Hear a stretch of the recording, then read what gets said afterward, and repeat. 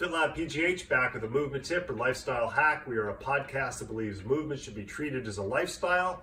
Spring is here, it's warming up. For the first time in over a decade, I've picked up a new pair of cycling shoes.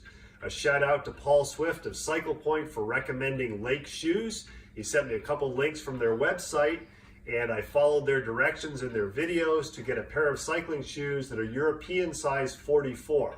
The interesting thing is my previous pair was a pair of CDs, and they were a CD size 46. Recognize that each company has different sizing standards, so make sure you follow the directions for each company. In this case, these are a little bit wider and a little bit larger than my CDs that are a size 46, and these are two full European sizes smaller, but they're much more comfortable. So be aware and don't get caught up on sizing, both in your running shoes and your cycling shoes. Another movement tip and lifestyle hack from FitLabPGH.